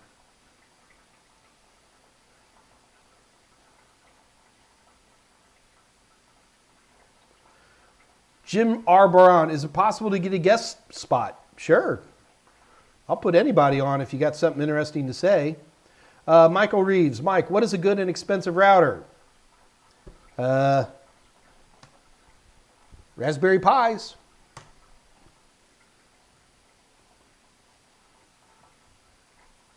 I don't know. I don't know. I like good routers.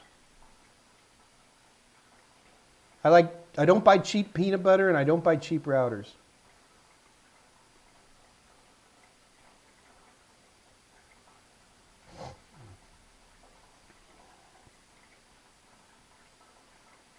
Guys, Isaac Ayer asked for the Discord link. Somebody put it in there. Thank you, Mr. Meeseeks. Appreciate it. All right. Well, guys, it looks like we're wrapping up here, so we're going to call it a day. I may or may not be on the Discord channel today. I can't really decide. It's just a matter of how much time. The worst part about being an entrepreneur is that your boss is a jerk. So I don't know if I can make it or not. I hope this was a helpful presentation today. We can take it another level deeper, but everything I've done will cover any IPv6 questions you'll run into, A+, Net+, or Security+. So if we take it deeper, we'll be going outside the scope of that, which I'm not against doing, but I'm going to have to hear from you guys and say, let's do this, Mike. And you know what my email address is. And you send me an email, and I'm always open to ideas. And I'm always glad to help. I got to tell you, I'm a huge fan of IPv6. The more I understand IPv6, the more I want to turn off IPv4. So let me close with this. Just for fun, I turned off IPv4 yesterday. It was not a good experience. I could get on YouTube, because it's mainly browsers, right? Websites. So I could get on YouTube and Google and, you know, Start Page and, you know, eBay and stuff like that. But there are a lot of little sites that do not have IPv6 support. We are not at a point where we can start turning off our IPv4. We're years away from that point, and we're going to be living in a dual stack world where not only are you configuring your IPv4 like we've been doing for years, but you're also going to have to hopefully do as little configuration on IPv6 as possible. This isn't the first time we've been in a dual stack world, folks. It's been 25 years since we're before back in the old NetBEUI TCP/IP stacks, but it's happening again. And 30 years from now, after I'm long gone, you guys will sit there and go, I remember when we still had to use IPv4, and you'll bore all the young techs to death. So with that attitude in mind, guys, have a super holiday.